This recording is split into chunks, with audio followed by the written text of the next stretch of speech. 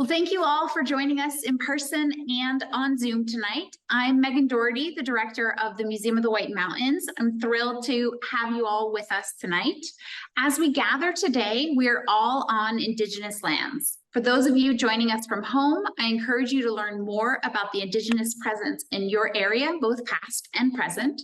Those of us at the Museum of the White Mountains are on Indakina, which is the ancestral and present homelands of the Abnaki, Pennacook, and Wabnaki peoples. And we're grateful for their stewardship of these lands and waterways. For those of you on Zoom, Jade has put some links in the chat where you can learn more about the indigenous histories of your place at native-land.ca, as well as the Abnaki peoples of northern New England through the Musée des Abnaki in Quebec. We're joined tonight by Mark Okren, Emeritus Professor of Tourism Management and Geography here at Plymouth State. He's also the past president of the Travel and Tourism Research Association, a leading global organization for tourism researchers. Mark has combined his passions for writing and tourism and is the author of 14 books, including the beloved Carrie Turnell Tourism Mystery Series, praised for its geographic settings and surprising twists. Tonight, we'll hear about two fixtures of tourism in New Hampshire, the Old Man of the Mountain and Dick Hamilton.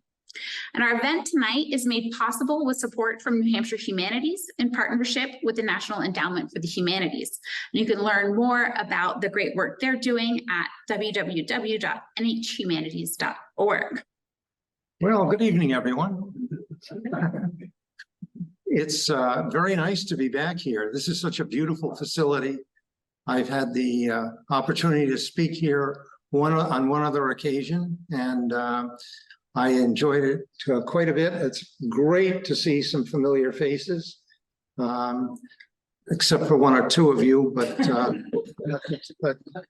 that's neither here nor there. It's my job tonight to bring things up to modern times, and what I'm going to do is address what you see on here. We're going to be looking at the impact of really more of the falling of the old man, as well as the person who was the lead character in promoting New Hampshire as a tourism destination for decades, that being Dick Hamilton. Let's see if I can do this the right way. That's me. Until May 3rd, 2003, thousands upon thousands of people came up to New Hampshire with the idea of seeing this incredible natural feature, the Old Man of the Mountain. And what's interesting to know is that the tourism industry was meeting at the Mount Washington Hotel in the early part of May, and all of us who were headed south drove right by the fallen old man without knowing it until we reached our home destination. It had fallen during the night, and we, of course, were leaving in the morning. The old man was something special, and the state took well advantage of its presence. Since 1945, the state used the old man as its symbol. And here you see a copy of a road sign. That was one way of doing it. Another thing that most of you will remember is that in 2000, when the U.S. Mint was coming out with its state quarter series, the old man was naturally the feature that was chosen for the back of the quarter. Dick Hamilton at the time noted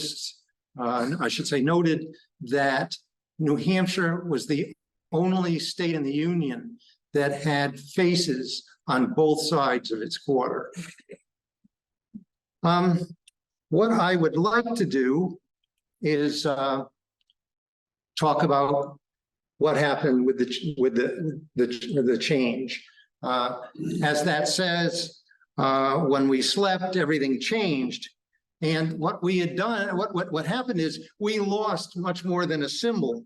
The Old Man of the Mountain was a leading revenue generator. Because of the Old Man of the Mountain, Franconia Notch State Park was the second leading attraction in the state system. Who knows what the first one was and is? No,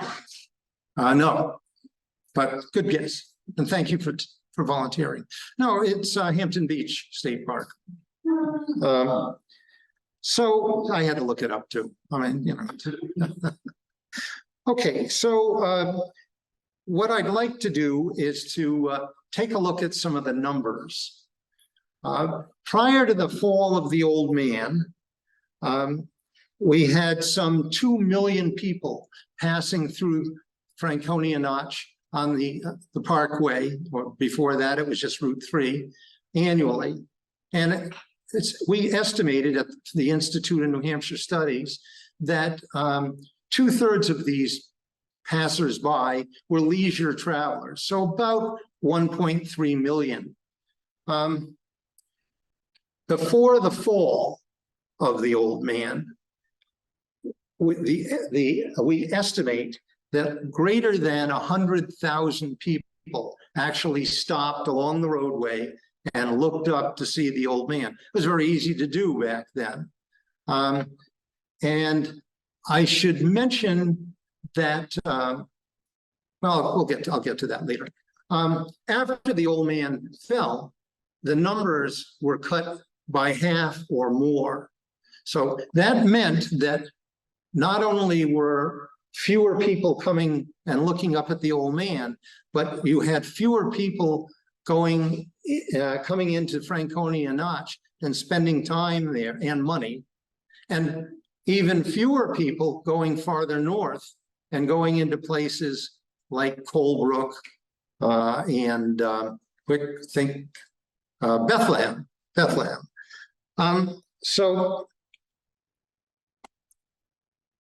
So you had two things going on then. You had decreasing numbers of people coming to Franconia Notch State Park, and you had the communities themselves suffering from the absence of the old man.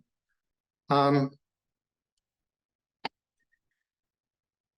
want to tell you, I had tried like crazy to come up with some real numbers for you. And it's more difficult now than it used to be.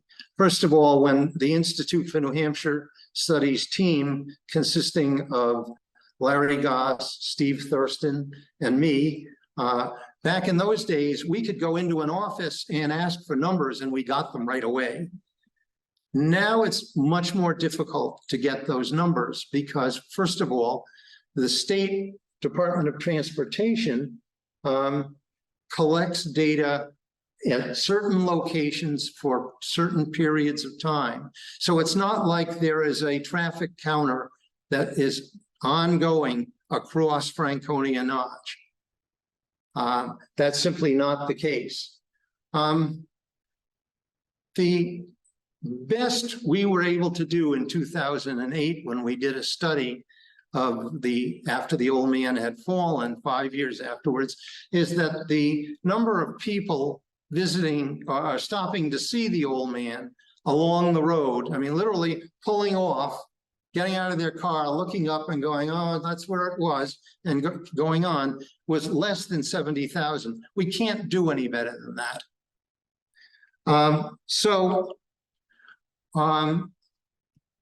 What happened? The state was in mourning, literally.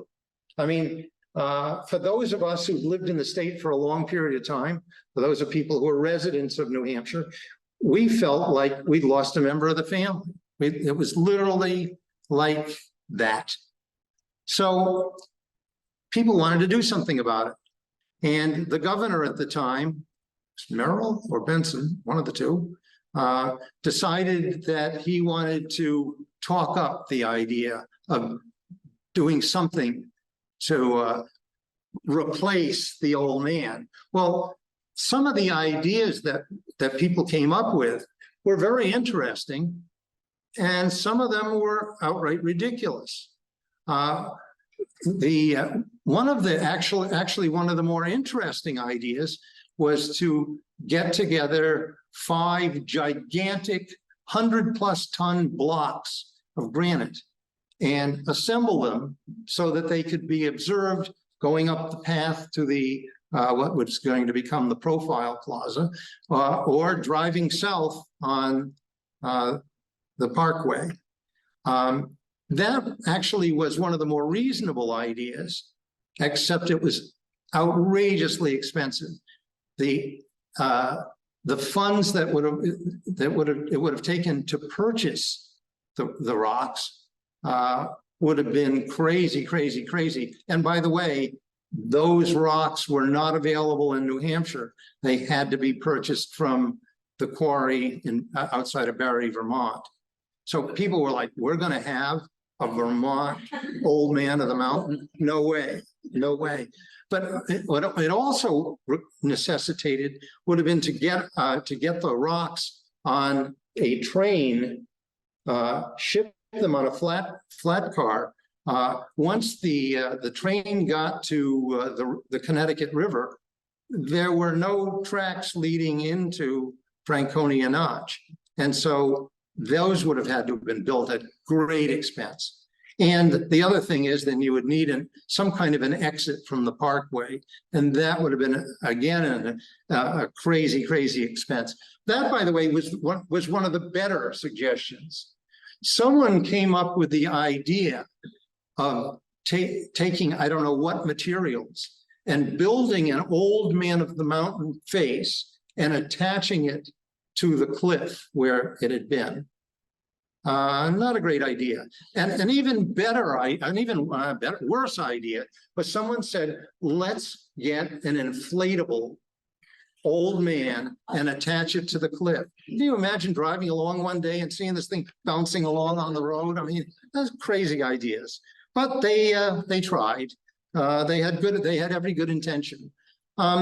Interestingly enough, the state legislature was not interested at all in spending as much as $1 on doing something to memorialize the old man. And so, what to do? Well, what happened was the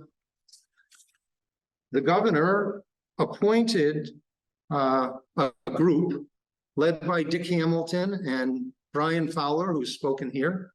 And they formed what was called the Friends of the Old Man Committee.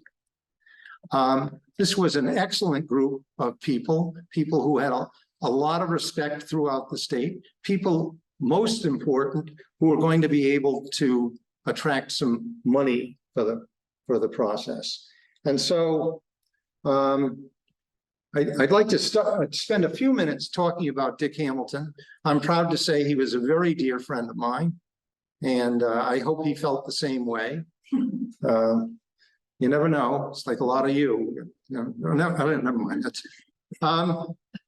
Dick Hamilton was the dean of tourism marketers. When you went to a Discover New England meeting, everybody gathered around Dick. Everyone respected Dick for very good reason. He was a person who came up with ideas and implemented them. I once asked Dick, where did he come up with all these great ideas? And he said, not one of them is mine originally. I just recognized a good idea when I saw it, and I brought it home to New Hampshire. As you can see on the sheet here, he was the founding president of the White Mountains Attractions Association. He was in that position for 35 years, succeeded by not first one and then a second very bright woman who carried on what he had started. So Dick, all in all of his jobs, worked for the state of New Hampshire for more than 6 decades. As this says, we don't really need to get into this here. He was instrumental in getting people statewide, federally, to listen so that the Kank and the White Mountains Trail could be designated as national scenic byways. Also, we're in a building that probably wouldn't be as good as it is if it were not for the help provided by Dick, Steve Barba, and Dan Noel, who played an enormous role in pulling collections together for this museum. If you knew Dick very well, you heard him utter his famous quotes, and those have to be stated here. When Dick had a saying which was, "A rising tide floats all boats." Now, I didn't bother to Google this. It's very possible that Dick didn't invent this either, but he made it his own. And he made it his own at just the right time, because those of you who are old enough to remember the 70s, it's just about everyone, we had two, not one, but two gasoline crises here. One in the 72, 73 period, I believe, and the other in 79, which was the year I moved here. And the industry people sort of decided, I know how I'm going to handle this. I'm going to look out for me. I'm going to make sure that my business gets the publicity. That's my business gets any money that's coming in. And Dick said, "Oh, wait a minute. We're going to do a lot better if we work together." And people listened to him. And as a result, the tourism industry just expanded tremendously.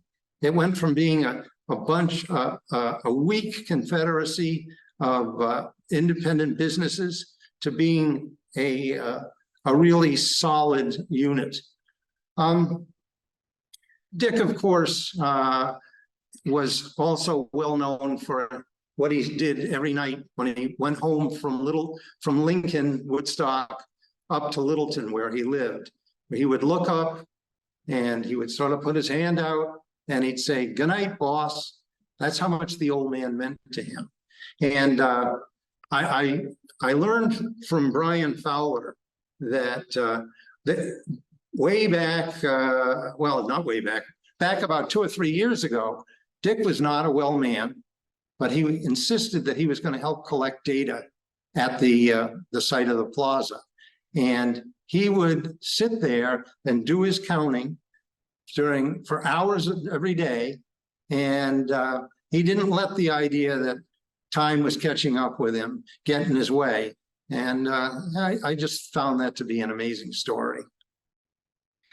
Okay, let's see.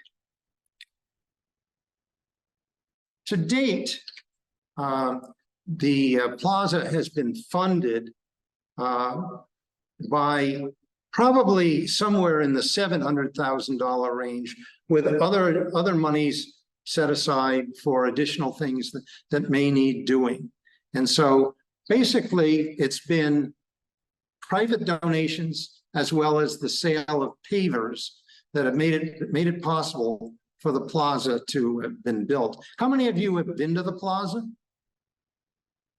We're about half and half here. This is the entryway to the plaza. One drives in toward the tram and takes a left into a parking lot. It's a rather steep trail to get down to the plaza. Once it starts to level off, you find this sign and you will see where the pavers have been set. There's two different items in here that I want to point out to you.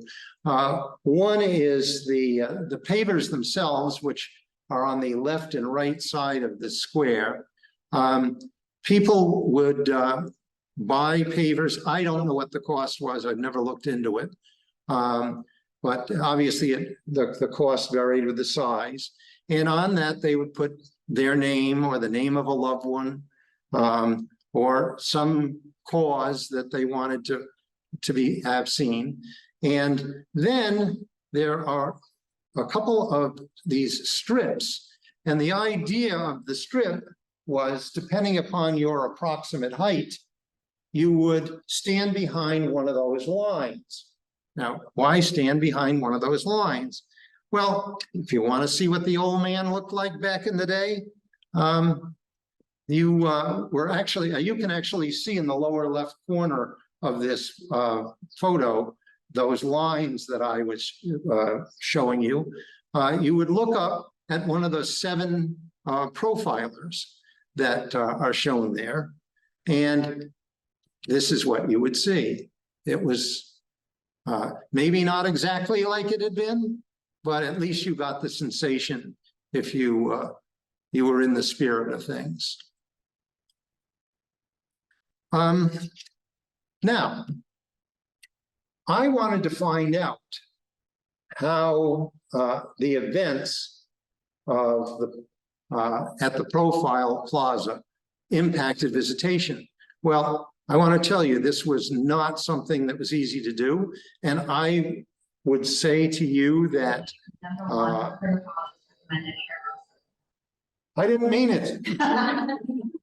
I would say to you that we really we did the best we could to put this together. In order to get some numbers, the places up there that collect fairly reliable data are the ones, are the attractions in Franconia Notch, the ones that sell tickets. And so we have basically the Flume, the Lafayette Campground, and you have the Cannon Mountain Tram. I had a feeling I was not going to be able to do this, but by dumb luck, one of my former students, Greg Keeler, he was one of my graduates here, had taken on the role as general manager of the tram. And I said, you know, if you want to pass the course, he graduated 20 years ago, right? I was hoping he didn't remember that. And I said, can you get me some numbers?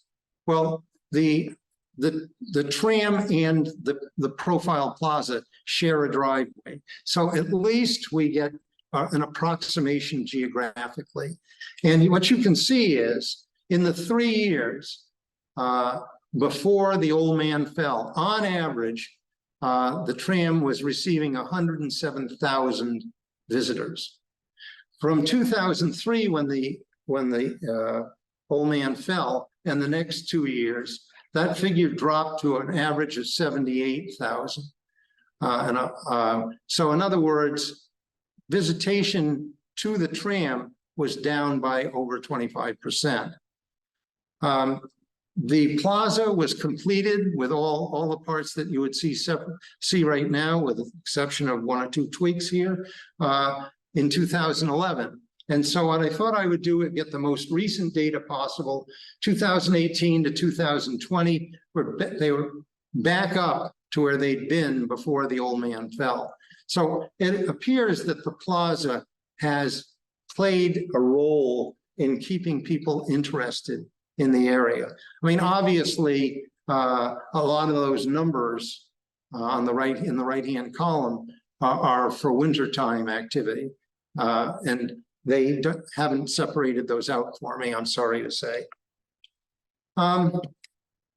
Again, I mentioned the Institute for New Hampshire Studies. That was our research wing of the social science department here at Plymouth State. In 2008, we were hired by the Friends of the Old Man to do a study and try to project what having the plaza would mean. And what we came up with is a modest estimate that new trips would annually would increase by about 15,000, with about 1.3 million spending. Now that includes in Franconia Notch and north. Our optimistic view was for double the number of visitor trips and quite a bit more visitor spending. Now, here's where I'm going to begin to let you down, I'm afraid. But current estimates are that the numbers of visitors visiting the plaza during season, which is Memorial Day to Columbus Day, is somewhere between 25 and 35,000, with an average per day of 3 to 4 dozen visitors. So why is any of this important? The old man fell. Dick Hamilton, unfortunately, is gone. Why should we use this as a jumping off spot to something bigger and better? Well, I would say to you, and I mean, I've said this for well over 40 years, so I'm not saying anything, nothing new is coming out of my mouth, but the importance of actions from people coming and spending time in a place as a visitor can't be overstated. Tourism definitely impacts the economy of New Hampshire. It definitely impacts the social welfare of New Hampshire. So we have a well-known fact, and the well-known fact is the state's tourism industry remains among our leading employers and generators of revenue, depending upon what measure you use, whether it's employment, whether it's wages, whether it's taxes generated. Tourism ranks somewhere between second and fourth. What we don't know, this is something that drives me crazy, is that we've never bothered to find out what attracting someone here for their first time means to producing a new resident, and what that resident means in terms of dollars and cents. So I'd like to ask, how many of you were not born in New Hampshire? Most of you. Congratulations, by the way. The fact of the matter is that, well, I think it's a fact of the matter that people who come here and are attracted by something, some attraction.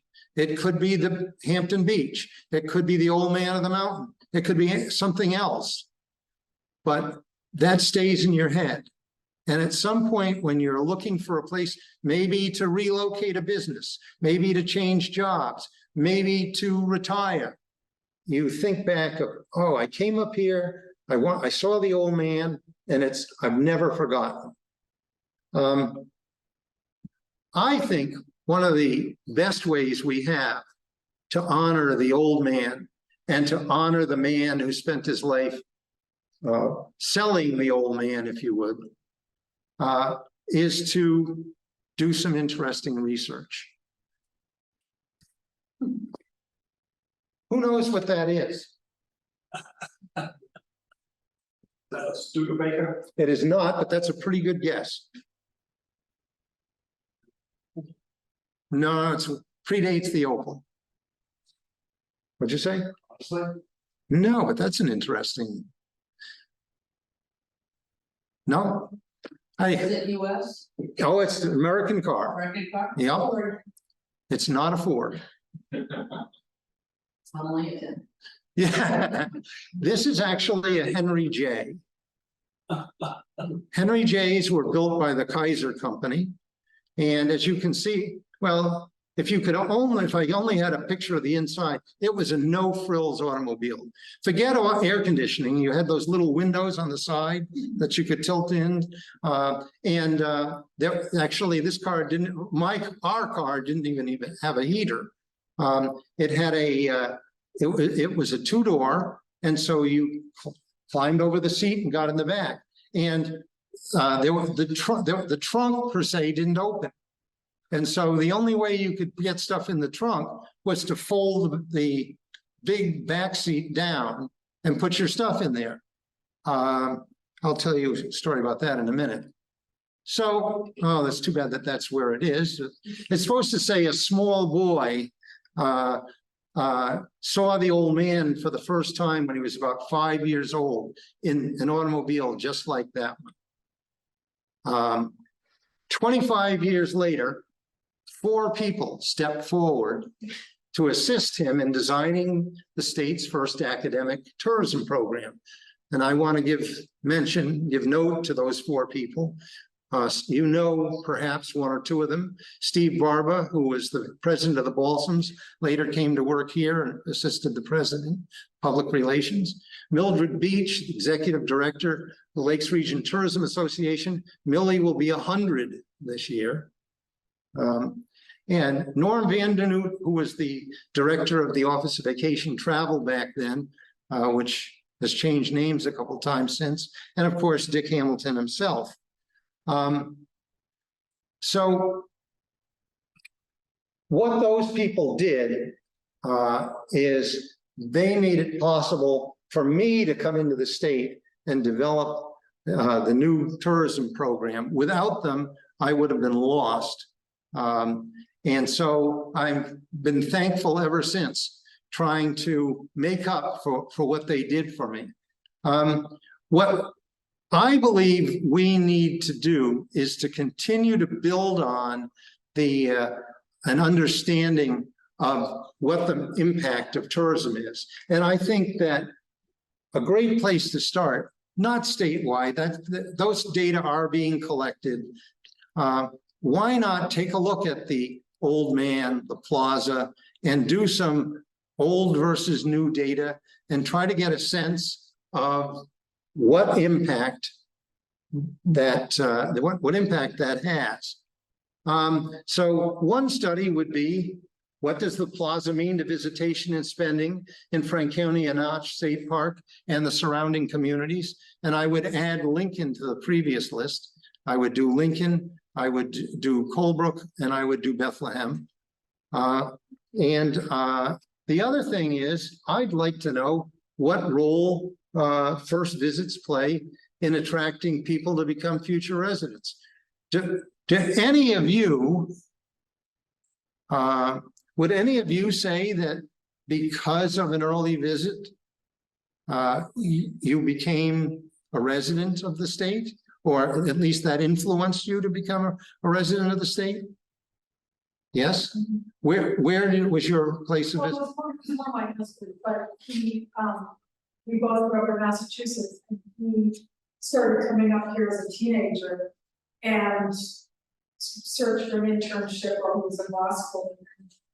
Even though we spent time in DC, there was no way he was back to Hampshire.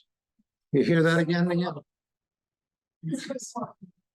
In my case, I had a job at South Dakota State University, and the job at Plymouth State opened up, and I interviewed for it, was offered it. And the day after I was offered that job, South Dakota State called me to come back. And there was just no way. I couldn't do that to the old man. So those are great questions that you ended with, but I would want to just spin them out a little bit. Yes. For example, first visit could be very impactful, and you would probably want to define it to be like a first visit you remember. But when I hear about people who came here as tourists and then moved here later, it's frequently people who have summer place or their grandparents that Right. come in kind of habitually. Right. So I think it'd be also interesting to see if there's a sort of like tipping point where, well, we went every year for 3 years and then it became like a possible place for Sure. you know what I mean? Like, Sure. what does it take? It might be sort of one like thunderclap early visit, but there might be some kind of like optimal dose, you know? I'm thinking that such a study might very well be qualitative rather than quantitative. Yeah, probably would be, but the qualitative digging might allow you to make a quantitative finding. Indeed. You talked about someone who was with the state, I can't remember what his title was. What, is there a position at the state anymore as a director of tourism? Yeah. Yes, the question was, is there someone in the state who is director of tourism? There is now a division. You were an office. Now they are a division of travel and tourism development, and Lori Harnois is the director. She was here for a long time, took another tourism job, missed New Hampshire, and came back. Can I ask you? Sure. I'm assuming you were probably finishing up the semester when the old man fell. Did you have discussions in your classes your students about what this might mean to New Hampshire tourism? It's been quite a while. The question was whether there were discussions in classes about the meaning of the old man falling. To be perfectly honest with you, I don't remember the exact content, but I'm sure not only in my class, probably every class on campus, there was some mention of the old man falling and what it meant. Especially, I'm sure, the geology classes.